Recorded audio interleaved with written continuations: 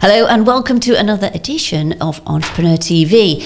And today it's a real passion project for this next guest. Now, if I asked you to describe your family, you'd probably say, oh, husband, children, and also your fur babies. I know that my fur baby is probably maybe boss of the house at times, to be honest with you. But this next business is fantastic. And I am so excited to introduce you, Ryan.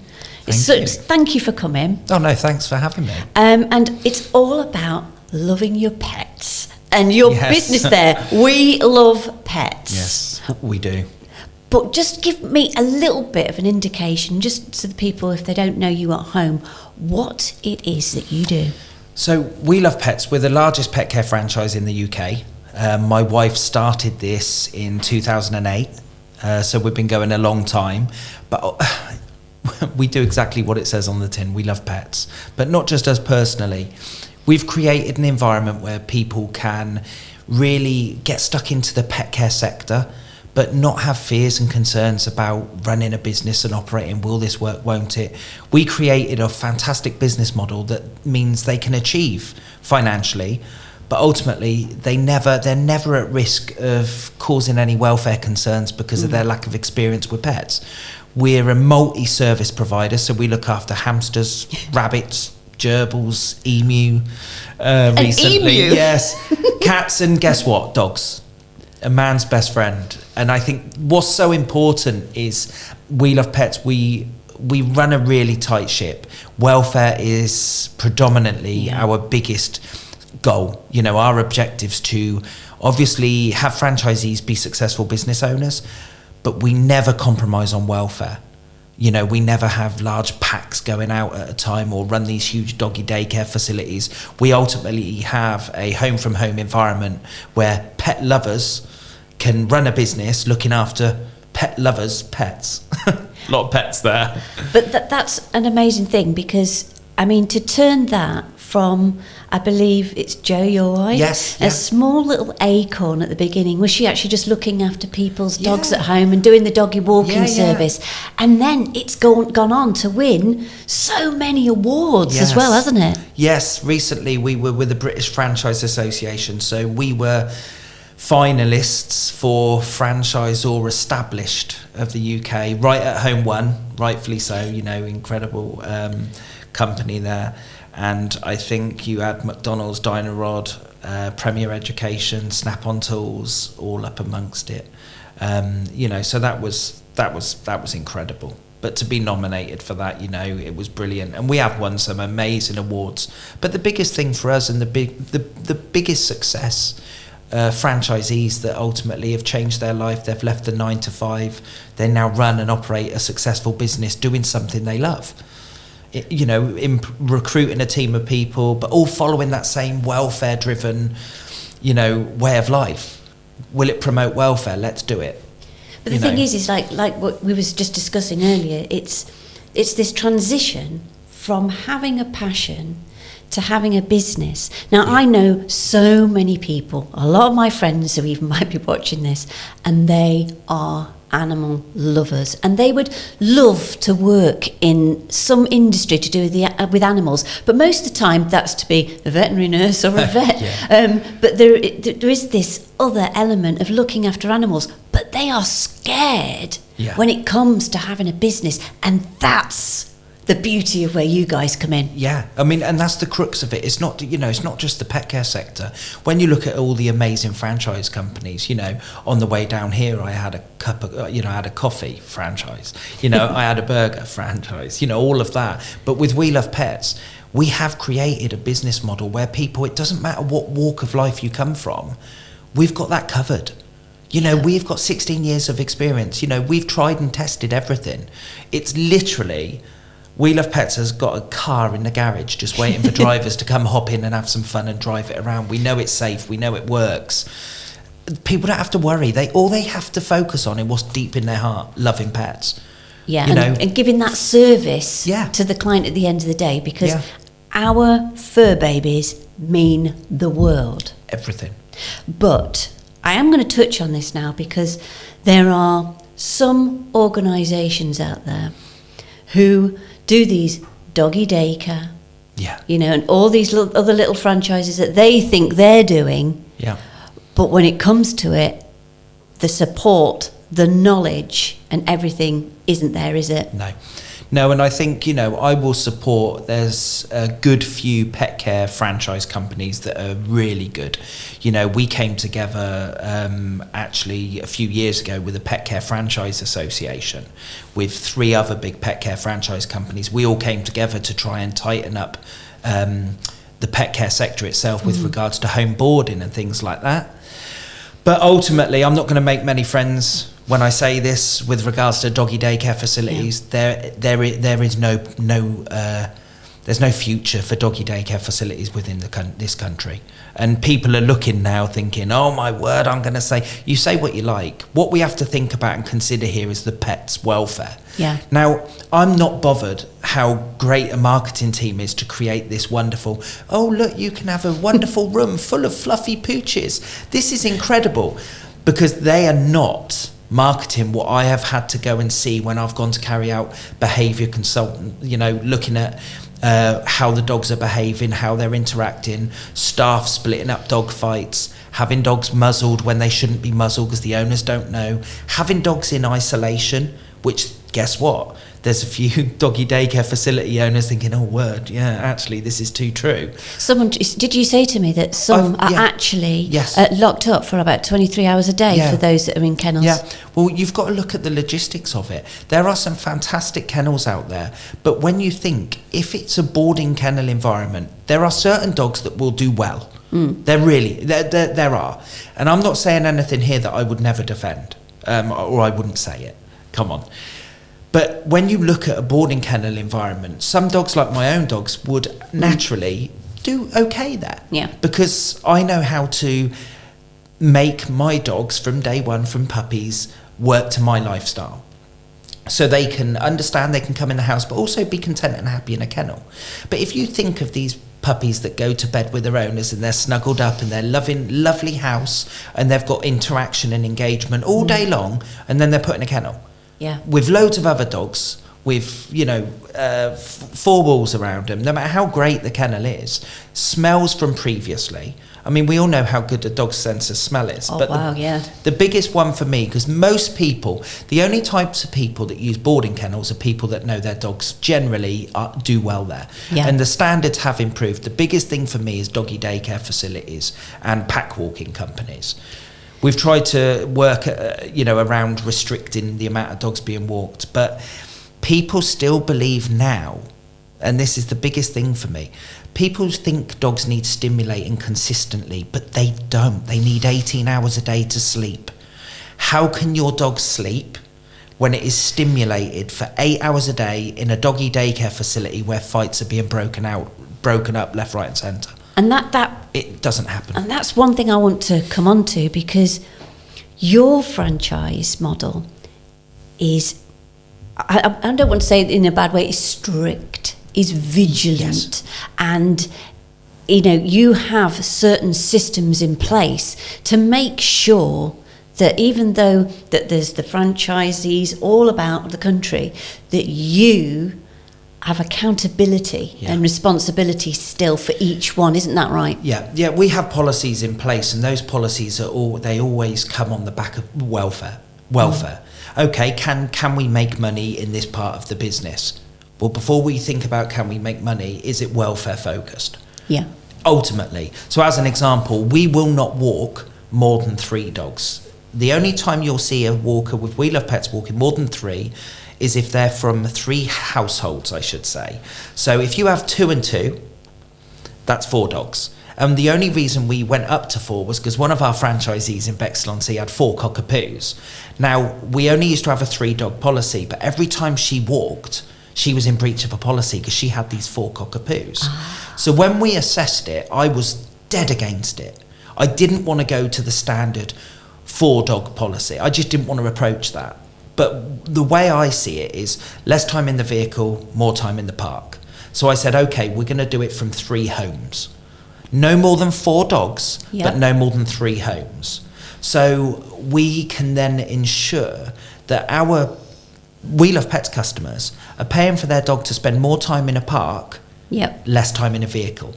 Which is how it should be. Yeah, exactly. And I think this is the problem. People are sold a story. We live in a world of social media, don't we? Mm-hmm. And we all know, we've all got those friends that look like the best couple in the world, but when we know them personally, we know, they've just finished a massive argument, yet on social 2 seconds after hey, our life's perfect. That's social media. Yeah. And it's no different in the pet care sector.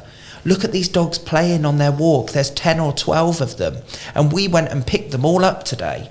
And the first thing I think about is, if your dog is out with a group of people, a group of other dogs with one person, and they've got 10 dogs, 8 dogs, 6 dogs to look after, how long has that first dog been in a vehicle for? Do the maths. Now, you have a lot that won't even walk in the territory now. They drive out, so if there's any trouble, they're not seen. So they're masking what's going on. Why are they masking that? And this is the problem. And you have people that say they learn boundaries. Well, hold on. As an expert dog walker, your job is not to deliver boundaries. That's the owner's job.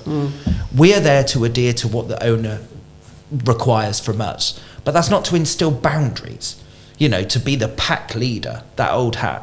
At the end of the day, you cannot be in control. We have a duty of care to our customers. More importantly, the four-legged variety. We have a duty of care to the public. Yes. And duty of care to other pets and wildlife. These podcasts wouldn't be possible without our amazing sponsors. Make sure you support them too and check out their website. We Love Pets are the UK's largest pet care company, on a mission to consistently raise the bar of animal welfare in the pet care industry. All of our staff are animal lovers who are professionally trained, providing the best love and care to all pets over the UK, big to small, furry or scaly. Want to find out more or run your own pet care business? Visit welovepets.care today. If you've got 10 dogs and 8 dogs running riot, running up to people, barking, putting the fear of God into people because they can't control them, let alone pick up their mess where our kids are playing in the park. You've got to ask yourself, that is, in my opinion, that's a flawed business model. And also, do you think then that that's all they're focused on is the income and the money? Because I know that I could have 3 or 4 different dogs. They've all got individual natures. Like my Max is a persistent sniffer. If he can sniff at every blade of grass. But I know that sometimes that he's in their moods. Well, he don't want a long walk. He wants that enrichment of a sniff rather than. But then you've got the other dogs if they're carrying them, but they like running and bounding off. How do they deal with that? Well, they don't, and this is the thing. I mean, do you know what I would say to everyone that would listen? I don't think anyone sets up to compromise welfare. I think we've got to look at it. These people that walk packs and packs of dogs, I don't think they ever set out their business to ultimately impede welfare or potentially have that conflict. I believe they first started because they love animals, but the lack of business acumen leads them into a stack it racket style. They know they can't make any money unless they do stack them and rack them. And by saying that, I mean putting as many into a group as possible. The reason is because they haven't got maybe a marketing background. They don't know how to market to the right sort of customer.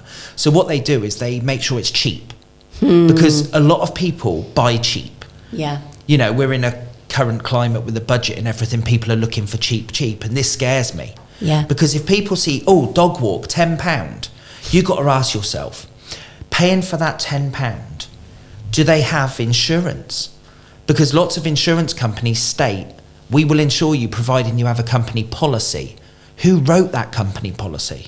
Because if the policy is not in place, you can have insurance. I see companies all the time. I have insurance, but do you have company policy? Do you have risk assessments? Have you got a team of head office staff supporting this?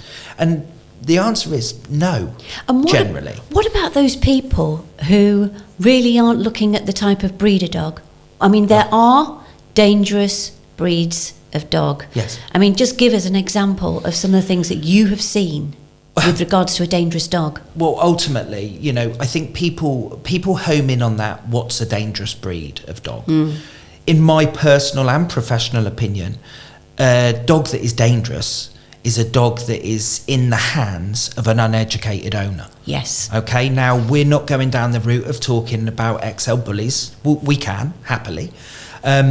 But ultimately, we can go down the route of a Cocker Spaniel that's not being stimulated in the appropriate way. Exactly. German Shepherd, Labrador, some of the worst dogs, and here this is going to be where I'd get slammed, male golden retrievers between the age of 11 to 15, 16 months of age, where they're getting their dominance and they're getting their swagger. And if they're in the wrong hands and their true to type characteristic isn't being used, their retrieving or working ability, and they channel that in a different way and they start getting resource guardy and then end up biting the owner or something like that, they're all dangerous dogs. In my opinion, dogs are the most dangerous animal to own in the United Kingdom if you don't know what you're doing. Exactly. And some people want to own dangerous dogs, you know. And there is also your big macho dogs. There's also those people who I consider to be very dangerous, and dangerous in the respect that you explained to me, where you've seen one incident where one doggy daycare owner was stuffing around about 16 dogs in the back of one van. Yeah, it was a dog walking. I don't mind saying either. You know, the area is a big place in Romford. It's a big place. You know, I'm not mentioning any names, but that's where I was. That's fact. I was with one of our franchisees and we were helping a client with a problematic dog. You know, we were told this dog could never be socialised, and actually, I didn't agree. It just needed a little bit of guidance. So we went to support the customer, and, you know, a week later we had photos and videos of her engaging with just two friends, two buddies. But whilst we were there, this van pulled up and my franchisee said, this will make you laugh. And it didn't. It didn't make me laugh. And she said it, you know, through gritted teeth. I think she was being very sarcastic. It made me feel like crying. You had 18 dogs. Wow. So you had 16 in the back of a van. Now, 2 in the front. The 2 in the front had muzzles on, clearly reactive. Now, the 16 in the back of the van, they weren't in cages or anything. It was just a long wheelbase Sprinter van. And he conveniently positioned it so it was on a slope. Well, I didn't quite understand until he came out with 2 25-gallon drums of water. So the van was on a slope. So when he let all the dogs out, he had a cigarette to start with. Then he got these gallon drums and swilled out the back of his van. Oh, my days. And I thought, do you know what? If you can do some really basic maths, you got 18 dogs, say half of those are in pairs. So he only had to go to, say, nine houses. How long did that take? Now, this was 1 o'clock in the afternoon. I would go as far as saying that was the first time that dog that got picked up first was now getting out to go to the toilet. And it was mixed with all the other ones. Everything. And the irony was, when he called all the dogs back, remarkable recall, that's about the only thing I was impressed with, they all came back. But not only did they all come back, one other come back. And it went in the van, out the van, in the van, out the van. And he looked at this dog, it was a little Westie. And then a lady came around the corner, he put it down and drove off. He nearly took her dog. What? By accident. He nearly took the dog. You could see him going in and out counting the dogs. Now, that's the worst I've seen. But I've seen it with my own eyes. If somebody had told me that, like people, viewers watching this possibly, might say, oh yeah, trust me, I've been in the pet care industry, my little very own desert island that I call it, for 28 years. I've seen some funny stuff. And when I say funny, I mean awful. You know, and that was probably one of them that made me realise that people really, really just want to monopolise on this high demand industry. And that's why We Love Pets are flourishing. Because we have people that love pets, want to earn money so they can do it as a full-time career. Yep. And also want to create a little community-driven business, because we are nationally known, but we're locally owned. most of our staff are actually parents between the hours of 10 till 2. Yeah. You know, all those people that are told, oh yeah, sorry, we got no availability, and the job gets taken down and then put back up 2 weeks later because they have got availability but they don't want a parent. You know, the big organisations. We Love Pets, we thrive on people like that because our busy times are between 10 and 2. So if you've got children at school age and you want to go and earn some money, you know, welfare focused, and walk 2 or 3 dogs, then you get in touch with We Love Pets and we'll support you. Not only will we support you, we'll put you through CPD. And people laugh about that. Well, but it's also you know, your valuable experience that they're getting. Yes. I mean, because it's, you know, you find people who've just maybe owned one dog and it's 5 years old and think, I'll have a bit of that. Yeah, I've spent many years talking to lots of people that are dog experts, and then realise an hour in and come to me after saying, I can't believe that you've just knocked that theory out the water. A lady was telling me how her dog reads her emotion, and I felt awful telling her this balloon of beauty, but I had to pop it. I had to put logic there. Everything with animals is logic. So as an example, she was telling the story how her dog knew she was upset and crying, so it decided to comfort her because it could feel her stress and anxiety. But I said, if we want to break it down, and I hate stealing this moment, but they were there to learn about dogs, and I said, if you look, how much do dogs listen to audio commands? It's less than visual. Dogs work on observing behaviours. And I said a receptive behaviour, a behaviour that is really accommodating for most dogs, is slouched down and sort of in a position slightly smaller. You're a bit more approachable to the dog. When you cry, what do? You sort of crouch down. You then emit a sound, which the dogs, yes, something's going on. Yeah. It sounds actually a little bit like you're doing the whole, you know, that annoying dog voice that I hear all the time, but come on, we all do it. My dog Hello, does baby. have a voice. Yeah, it does have a voice. Of course. And she's there crying, making this sound. And to make it even more sad for her little story, the dog then kissed her. But I asked her, are your tears salty? Yes. So do you think in this moment the dog came up to you because you crouched down, you made a noise and kissed you on the cheek because it wanted to lick the salt off your cheek, and then what you did, you said good boy, good girl, and you rewarded the dog in a really accommodating way. Yes, this is how you act when I cry. So the next time the dog sees you in a position just before you make a sound and you hunch over, the dog has now understood, oh, I'm going to get a fuss and salt. Yeah. Oh, brilliant. It's like a treat. Because you know, the dog has observed all the body language of I'm now going to burst into tears.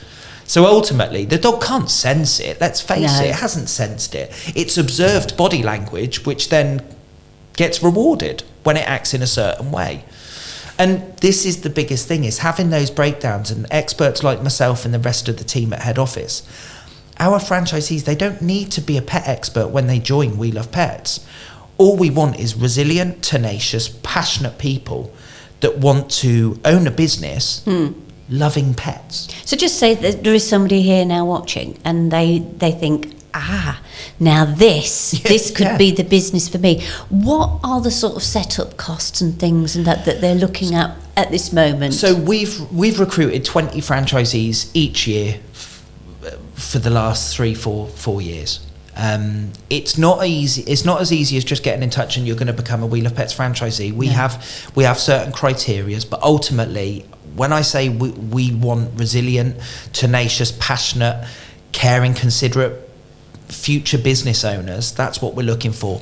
You're looking at a startup cost of $12,995 plus VAT. So that's not bad, is it? Considering, because I mean, I've £12,995 plus VAT. It works out all in about £15,500 as a one-off payment for a 5-year agreement. Wow. Now that's good, because I do know we've dealt with quite a lot of franchises not on the programme, and some of the costs are astronomical. Yes. But that is achievable. It's not only achievable, we also help and assist with, we have a partner for the funding, which it basically means so long as you're in a financial position, you know, you've not been blacklisted or you're in total disarray, it works out 300. So the loan itself, it works out 6% APR, £300 a month, roughly. That's not just bad. under. And you can have a We Love Pets franchise. Now, the fees per month start in month 3. And this is where people always say, oh, hold on. And I say, no, don't hold on. You pay 10% of your franchise fee. With the new systems in place, it's 12% franchise fee of your turnover. But what's so important and critical about this is only people that have started a business and sadly failed know how important that is.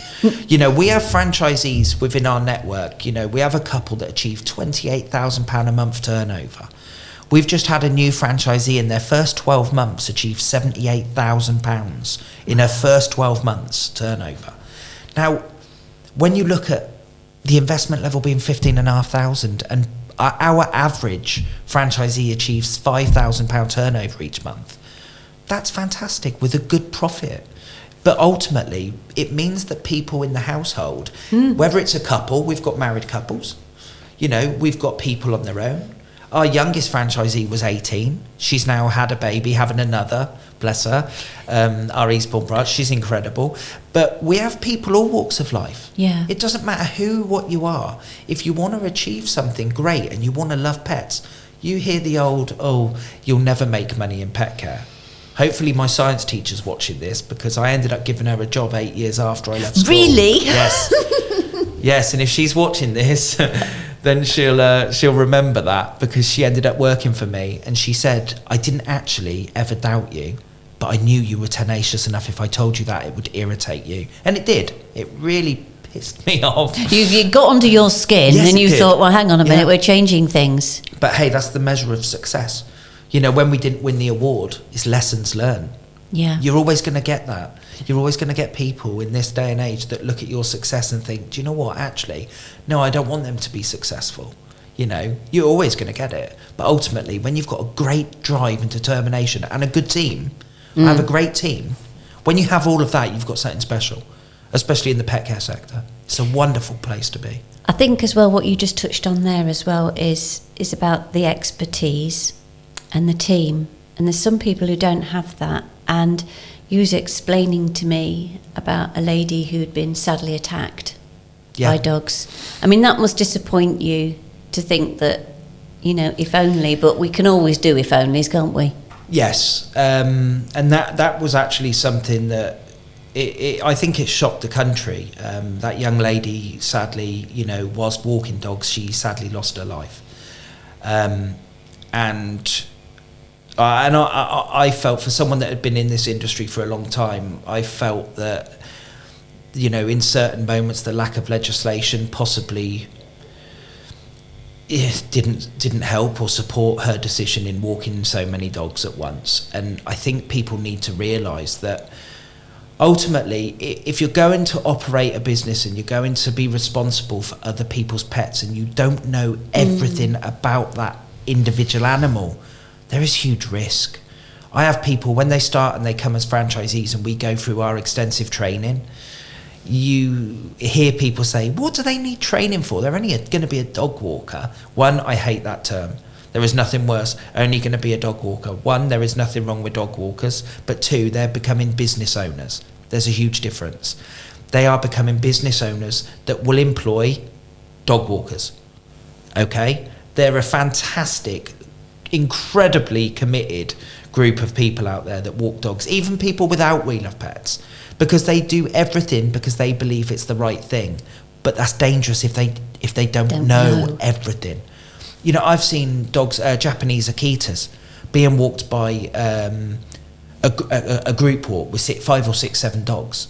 The capacity to cause harm from a Japanese Akita is significant. If that decides to go, and maybe it's young at that time, maybe it's never going to kick off, but that will wake up that person more than anything else. And more importantly, it will stop them sleeping for the best part of their life. Because if it decides to go, and that's not me picking holes in a specific breed, I'm talking about a breed that has the significant capacity to harm.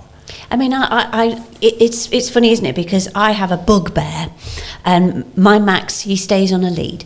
Because apart from when he's in certain areas where I know that he can just have the sniffing sensations, not be messed about by other dogs. But he's got to that age where he just can't be bothered with other dogs messing him about. And some days he's not so bad, and some days he's okay. But he's kept on a lead. And one of my bugbears is when people let their dogs off leash and go, it's okay, mine's fine. And I'm thinking, no. Yeah.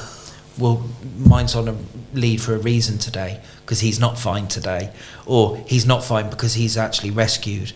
And this is going to cause all sorts of damage. You know, I see it a lot on social media, where dogs go charging over to others and cause significant damage or harm, or even if it just scares another dog, it can put his training back. And I think that's where I say to people, if your dog has 100% recall, let it off. And I say to our guys all the time, if you can't get the dog back, don't let the dog off the lead, because sometimes it could cause an injury or harm, or just scare another, even if it's a big cockapoo coming over to go, ooh. I mean, I've had to put myself in between another dog and mine, you know. And even though mine's quite good, he knows the command of nicely, and we say it in a certain way, and he knows, and he thinks, right, and he turns his body as if to say, well, I'm not looking at your misbehaviour to that dog. He's got that sort of, but not everybody understands that, and it really is frustrating. And you've got to look, so with demand, I mean, when you look at,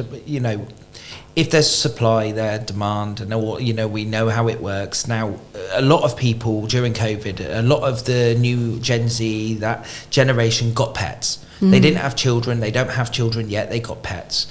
And the biggest problem is we've got a rise of unqualified behaviourists and trainers now on social media. I've seen that. It's horrendous. There are some incredible trainers and some real down-to-earth dog trainers on social media.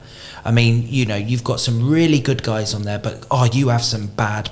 They're not deliberately terrible. They know a tiny bit, and they're telling everyone a lot, and that's causing huge problems. I'm seeing behaviourists and trainers giving advice for a Hungarian Vizsla, and the same advice to a German Shepherd. You know, it's the same concept. No. A Vizsla is different to the next Vizsla. They're all individuals. Unless you train a dog specifically to the individual traits, you're not going to go anywhere. You know, and these people, I saw someone the other day, I've owned dogs my whole life. I don't care. I do not care. You've owned a dog your whole life. If you're 40 years old, average dogs live 10 to 12. Do the maths. That's how many dogs you've had. I'm sorry. I don't care that you've owned a dog. You know, I've got a friend and he says, do you know how unlucky I am? I've had 3 dogs my whole life, and all 3 do the same annoying thing of consistently barking every time someone comes to the door. I'm going to try a different breed next time. I said, Danny, you've had 3 different breeds. It's the way you bring the dog up. It's the owner. It's you. And he looks at me like I've got 2 heads. If you are continuously having a dog with a certain behavioural trait, it is down to you as the owner. It's not that you shouldn't have a dog, but you need to educate yourself. But the problem is, the platform of education now, some people believe they're being educated by someone because they know a little.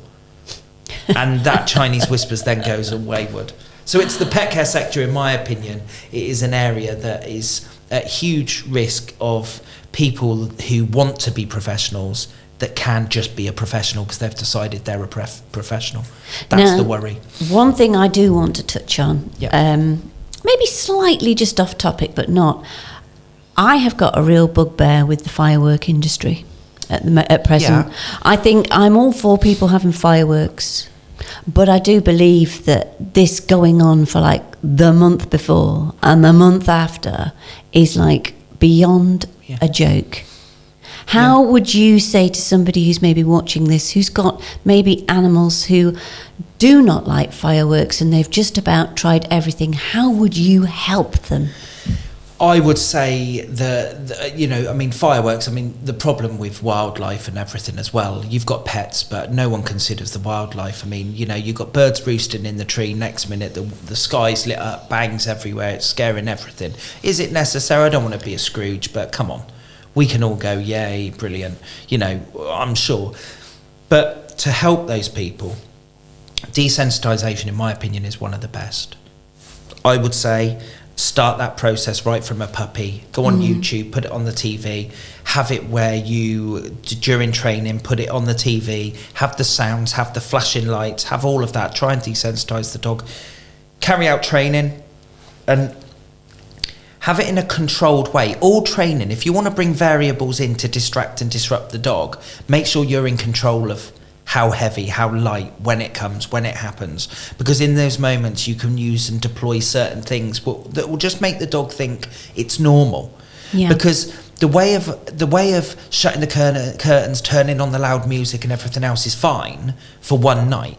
But now we can see this obsession last for 2 months. It does. That won't help you. So what I would say is consider this pet, when you get it as a puppy, consider this pet coming into your life rather than you adapting to the puppy's life. Because guess what? You adapting your life to fit into that puppy's life is a miserable life. Yeah. And I can guarantee divorce in most cases if you're married. Because a puppy will cause significant chaos if you all as a family live by the puppy's rules. Oh, aye. So what I would say, get this puppy, and the day you get this puppy, before you even get this puppy or rescue dog, make sure your life can take this puppy or rescue. Yes. Make sure that it's going to fit in. And you have to start that process with support from a professional. And if you want to make sure that it's okay with loud noises, bangs and flashing, make sure it sees them, but in positive ways. So for me, dogs watch TV and I would have the puppy and I would have loud bangs. As an example, when I'm feeding my puppies, you know, if they're going to a gun dog home, maybe I might clap my hands when they're eating. You might get one or two shy away. And if one shies away more than the others continuously, I'll work with that from a very young age. Yeah. But by the time they go to the new homes, they're used to kids, they're used to banging and thrashing around, and they're used to all sorts, because it's about exposing them in a safe way. Safe way, and gradually as well. Gradually, over time. Start it with a few bangs, but whilst you're doing training, sit. Good boy, you know, oh, there's a bang in the distance, or a quiet bang. Make it louder. Make it so when it distracts the dog, you let the dog settle. Don't give the dog a treat when it's distracted, because you'll emphasize the distracted moment. Let the dog get focus on you again. Good. Treat. It's all about eye contact. Don't lure the dog to look at you with a treat, because in the back of its mind, it jumped. And if you're not careful, you'll reward the jump. And then that'll understand the behavior that it should do or carry out when it hears a bang is to react, because you treated at the wrong time. Get the focus back on you. Good. Maybe get it to stand, sit again and give it the treat. But it's about timing. And these are the things, and it's funny, isn't it? Because people say, well, I've had dogs my whole life. Yeah, dogs are a complex animal, you know. Well, it's been an absolute pleasure. I'm just wondering if any of these tricks actually work with husbands and that as well. No. Ultimately not. You have to, as a lady, I suppose, you have to sort of think to yourself, will this person fit into my life? If it's not, then, you know. Well, there I was hoping. Anyway, right. You can rehome them. Now there's a thought. Yeah, there you go. Well, thank you so much. Thank you. I think we've learned a lot. And I think the other thing we've learned is that not every doggy daycare service is the same. No. And that if you are interested in it, get the right training, get with people like you, we love pets, and be successful from the start rather than lose heart and think, what am I doing wrong? And understand that. Yeah, and just, I mean, we're finishing now, but I would say to everybody, each dog's individual. Just do your due diligence in the company. If you're setting up a pet care business, do your due diligence. Franchising might be right for you, it might not.